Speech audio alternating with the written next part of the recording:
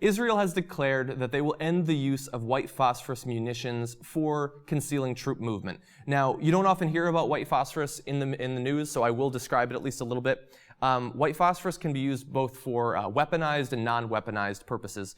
For weaponized purposes, it can be put in bombs, in mortar rounds, in short-range missiles, and when it explodes, the phosphorus within fragments into tiny little slivers, tiny little fragments of phosphorus that are then distributed over an area, and they do a lot of damage.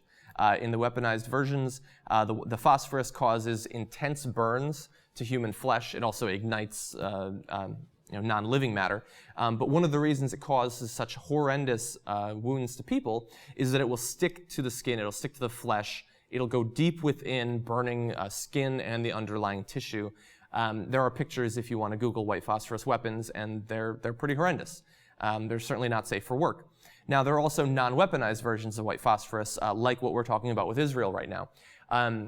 White phosphorus, when it burns in a non-weaponized form, produces a great quantity of smoke, better than many alternatives. And so it can be used to conceal troop movements, the movements of tanks and things like that. It can also be used, as I sort of alluded to earlier, for burning non-living matter, like, for instance, vegetation and things like that. So up until previously, it had been used for both weaponized and non-weaponized purposes. Now, the UN watch groups and other human rights watch groups and people who watch over military conduct had said that Israel had been using white phosphorus, at least in some circumstances, in its weaponized forms to kill Palestinian fighters.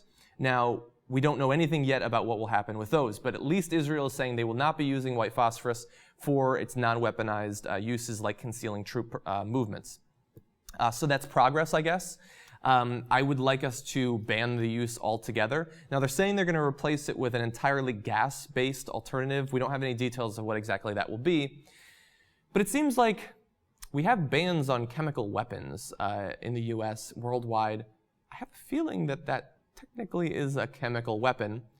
I'm not a scholar of military weapons or the technology therein, but it seems like that's a chemical weapon. But anyway, but bear in mind that while they're not using the non-weaponized versions, they will still have or give to themselves the right to use the weaponized forms. This is a particularly horrendous weapon. It is as far from a smart bomb as possible because by its very nature, it maims people if it does not kill them. It causes horrendous disfiguring injuries. It burns down homes. It burns down vegetation, trees, and things like that. It had previously been used for that purpose.